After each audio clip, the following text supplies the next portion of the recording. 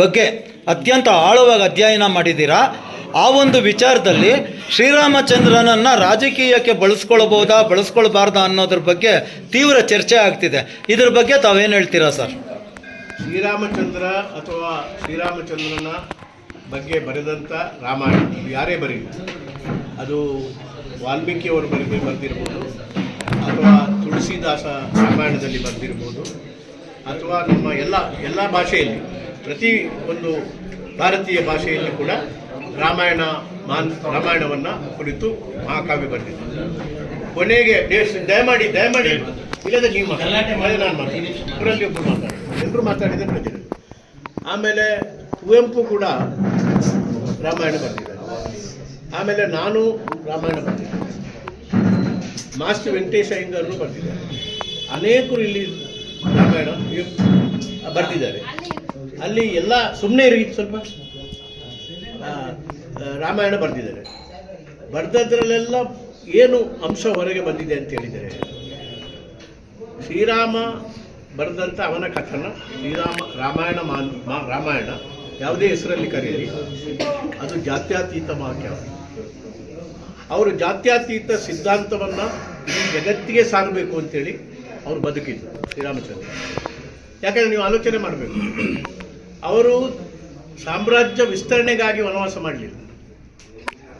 ಅವ್ರು ಏನು ಮಾಡಿದರು, ಜನಜೀವನವನ್ನು ತಿಳ್ಕೊಳ್ಳಿಕ್ಕೆ ಅದಕ್ಕಾಗಿ ವನವಾಸಕ್ಕೆ ಹೋದರು ಅವರು ಅಲ್ವಾ. ವನವಾಸ ಹೋದ ಯಾರ ಜೊತೆಯಲ್ಲಿ ಅವರು ಒಡನಾಟ ಮಾಡಿದರು? ಅಲ್ಲಿರತಕ್ಕಂಥ ಋಷಿಗಳು, ಅಲ್ಲಿರತಕ್ಕಂಥ ವಾನರರು ಮಾಡಿದರು. ಈಗ 3 ಸಂಸ್ಕೃತಿ ಇತ್ತು ಅವಾಗ. ಅಯೋಧ್ಯ ಸಂಸ್ಕೃತಿ 1, ಕಿಷ್ಕಿಂಧ ಸಂಸ್ಕೃತಿ 2, ಲಂಕಾ ಸಂಸ್ಕೃತಿ 3. ಅವರು ಈ ಸಂಸ್ಕೃತಿಯನ್ನು ಒಡಿಲಿಕ್ಕೆ ಹೋಗಲಿ, ಅರ್ಥ ಆಯ್ತಲ್ಲ. ಅಥವಾ ಒಂದು ಸಂಸ್ಕೃತಿಯ ಮೇಲೆ ಮತ್ತೊಂದು ಅಯೋಧ್ಯ ಸಂಸ್ಕೃತಿಯ ಆಕ್ರಮಣವನ್ನು ಕಿಷ್ಕಿಂಧ ಸಂಸ್ಕೃತಿಯ ಮೇಲೆ ಅಥವಾ ಲಂಕಾ ಸಂಸ್ಕೃತಿಯ ಮೇಲೆ ಹೇರ್ಲಿಕ್ಕೆ ಹೋಗಲಿ. ಅವ್ರು ಏನು ಮಾಡಿದರು, ಜೋಡಿಸ್ಲಿಕ್ಕೆ ಹೋದರು.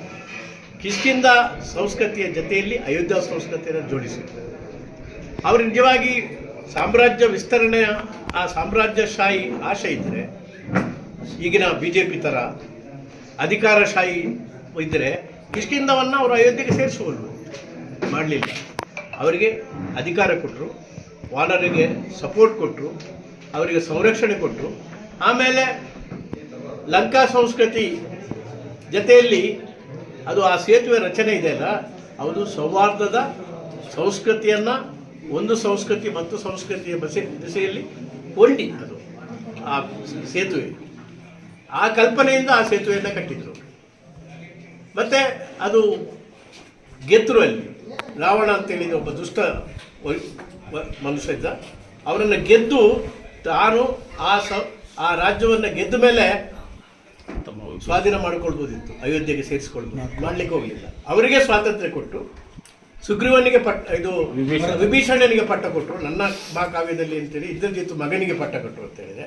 ಏನಿದ್ರೂ ಅದನ್ನು ಆಕ್ರಮಣ ಮಾಡಲಿಕ್ಕೆ ಹೋಗಲ್ಲ. ಆಕ್ರಮಣಶಾಲಿ ರಾಜ್ಯದ ಮೇಲೆ ರಾಜ್ಯದ ಮೇಲೆ ರಾಜ್ಯ, ಅದನ್ನು ಯಾವ ರೀತಿಯಲ್ಲಿ BJP ಆಕ್ರಮಣ ಮಾಡಿಕೊಂಡು ಆಕ್ರಮಣಶಾಲಿ ಮನೋಭಾವಕ್ಕೆ MP ಗಳನ್ನು MLAಗಳನ್ನು ಸೆಳೆದುಕೊಳ್ಳತಕ್ಕಂಥದ್ದು, ಅಥವಾ ಅವರ ಮೇಲೆ ED ಮತ್ತೊಂದು ಇನ್ನೊಂದು ಏನು ದಾಳಿ ಮಾಡತಕ್ಕಂಥದ್ದು, ಈ ಕೆಲಸ ಮಾಡಲಿಕ್ಕೆ ಹೋಗಲಿಲ್ಲ. ಅಖಂಡ ಪ್ರೀತಿ ವಿಶ್ವಾಸದಿಂದ ಪರಸ್ಪರ 3 ಸಂಸ್ಕೃತಿಯನ್ನು ಅನ್ಯೋನ್ಯತೆಯಿಂದ ಬೆಸೆಯತಕ್ಕಂಥ ಕೆಲಸ ಶ್ರೀರಾಮಚಂದ್ರ ಮಾಡಿದರು.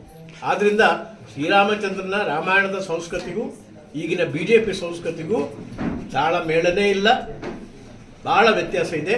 ಅದು ನಿಜವಾಗಿ ರಾಷ್ಟ್ರವನ್ನು ಕಟ್ಟತಕ್ಕಂಥ ಭಾವನೆ, ಅಖಂಡ ಭಾರತವನ್ನು ನಿರ್ಮಾಣ ಮಾಡತಕ್ಕಂಥ ಭಾವನೆ. ಇದು ಅದೇನಿಲ್ಲ, BJP ಸಾಮ್ರಾಜ್ಯವನ್ನು ವಿಸ್ತರಣೆ ಮಾಡಿಕೊಂಡು ಅದು ಯಾವುದೇ ವಿಧಾನ ಇರಲಿ, ಬಲಾತ್ಕಾರವಿರಲಿ, ಇದು ಬಲಾತ್ಕಾರ ಪ್ರಯೋಗ ಮಾಡಲಿಲ್ಲ ಶ್ರೀರಾಮಚಂದ್ರ. ಇದು ವ್ಯತ್ಯಾಸ. ಶ್ರೀರಾಮಚಂದ್ರನ ರಾಮಾಯಣದ ಚರಿತ್ರೆಗೂ ಈಗಿನ BJPಯ ಅಧಿಕಾರದ ಸಂಸ್ಕೃತಿಗೂ ಕೂಡ ಅಜಗಜಾಂತರ ಇದೆ. ಅದು ತಾಳ್ಮೇಳನೇ ಇದೆ. Thank you.